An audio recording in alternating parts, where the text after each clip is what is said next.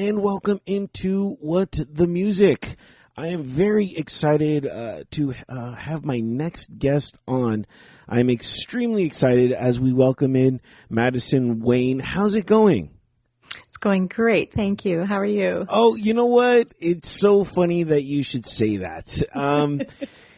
You know what I like about my show and about this show in general is life. When life just throws things at you and you have to deal with it.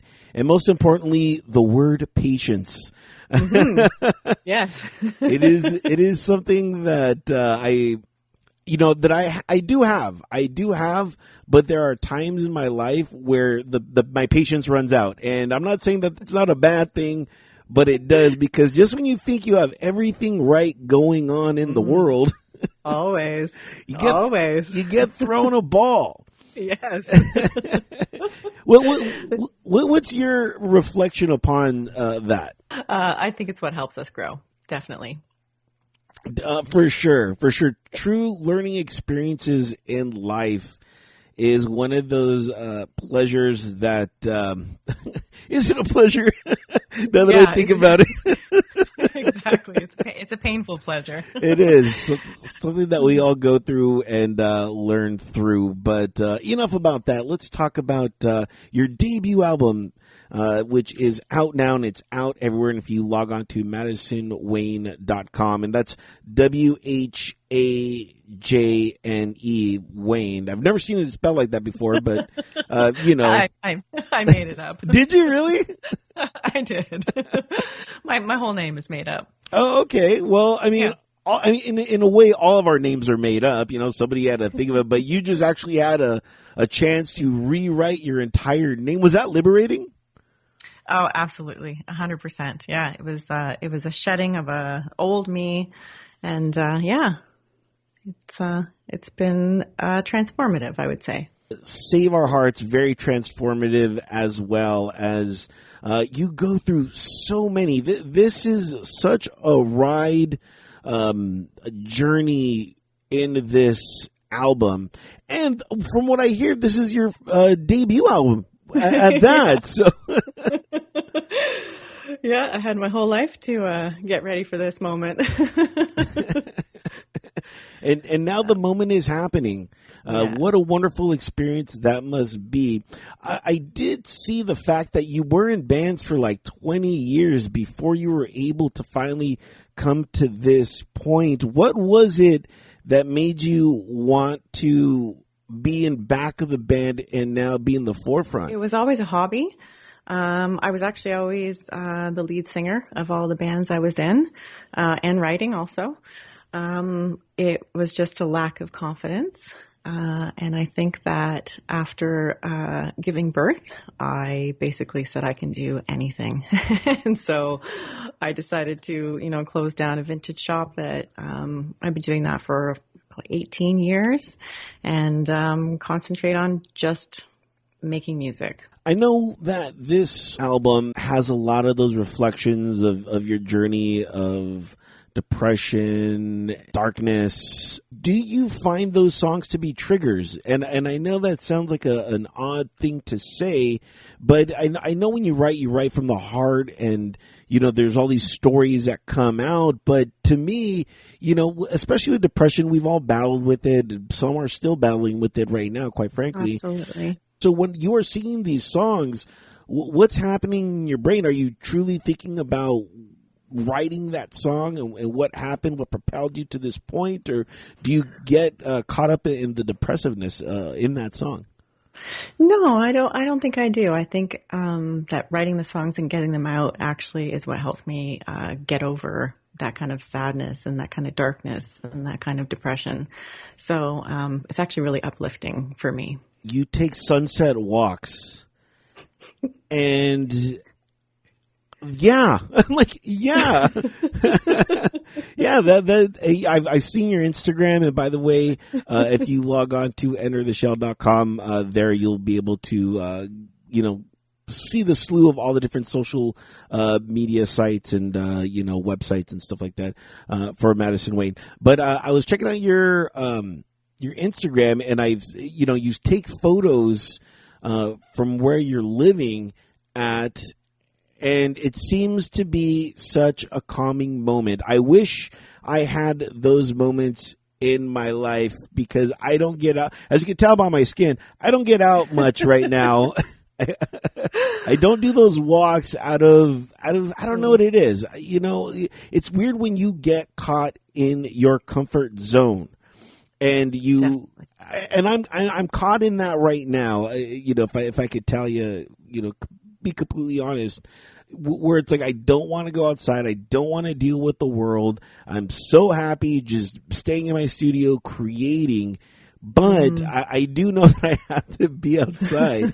You know? Yeah. You need that balance. Absolutely. Yeah. So tell me about taking that balance and doing these sunset walks. Is this to energize you, or is it to inspire you? I would say both. Mostly inspiration, though. I'm a busybody. I always need to be doing something, and being under lockdown for so long. Stuck in the house with the same people. I don't blame you. I will get in my car and I will just drive, and I will, take roads that I've never taken before. And we live up north, and there are just so many paths and so many places to be discovered. And usually when I drive, that's when songs come. So after a long reflective walk, and being really inspired by the beauty around me, I will get back in my car and, something will start. So yeah, it's a process, but it also keeps me sane. 100%. Yeah, for sure. Mm-hmm. What else keeps you sane? Is it just that one thing that you do, or is there something else? Friends. Whenever I'm really in that low point, when I don't want to talk to anybody, that's the thing that usually when you're avoiding something, it's the thing that you need to do the most. Wow. And reaching out to friends should be so easy, yet it's so hard. But when I do, I think that is probably the thing that brings me out of my head the most. Yeah. And, I would say eating well. Cooking really good food and then sitting down to enjoy it and being grateful for it.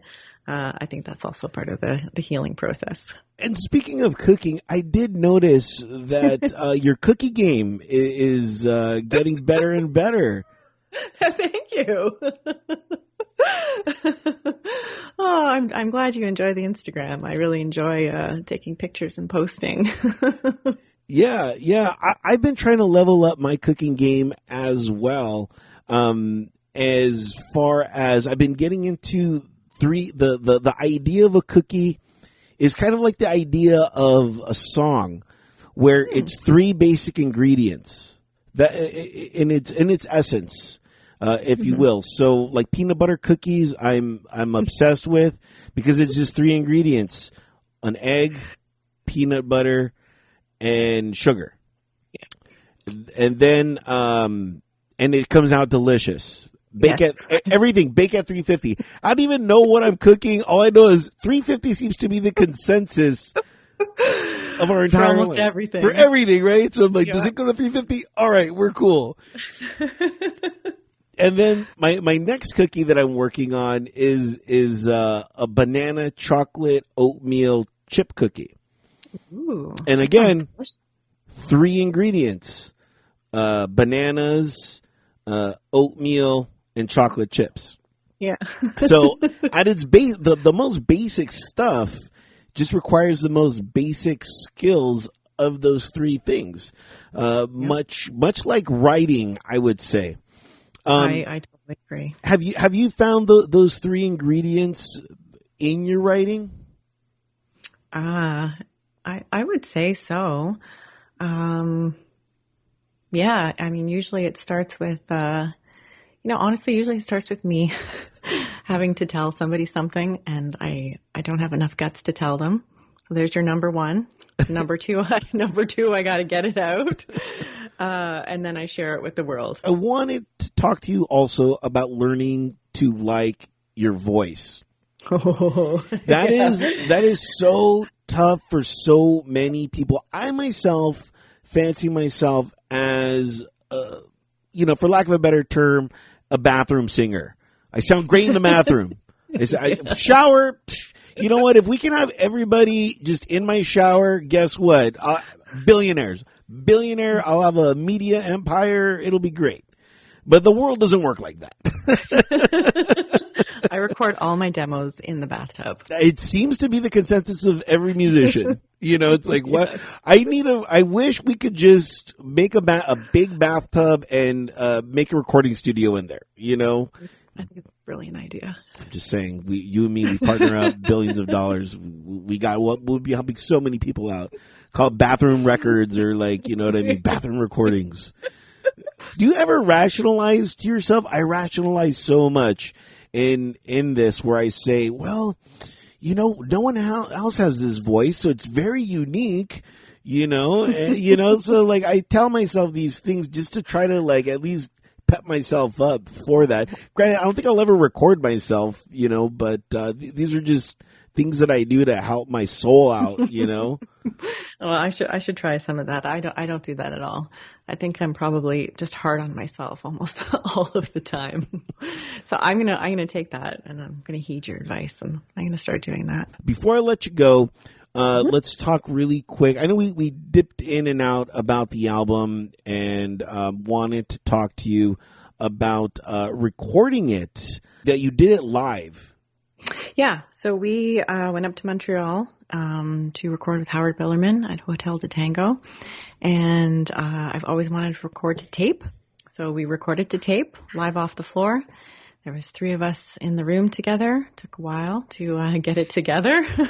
Obviously, we did a lot of overdubs and all the rest of that. But the core of it, of all the songs, they were recorded live off the floor. And this is your first album that is available everywhere, so make sure to go check it out. For more information on my guest, MadisynWhajne.com. And if you forget all that, just remember I have all the links on EnterTheShell.com, so you could go check out her Instagram or her Twitter or Facebook. I have all the links for you, and I have her Spotify on there, so make sure to go check it out and, buy a pressing or two. Right now, I know there's no live music right now. There's nothing right now. So, the only way that you can help an artist is to buy some of their merch, whether it's a shirt, an album, something. Help these guys out. Very true. That would be most appreciative. And thank you again so much for coming on and being a part of the program. Truly appreciate your candor and your honesty with everything, and your patience, most importantly. So thank you so much for all that. Well, thank you. I really, really, really appreciate this opportunity. And it's super fun to talk to you. No worries. And we leave you now from the album Save Our Hearts, which is out everywhere. We leave you now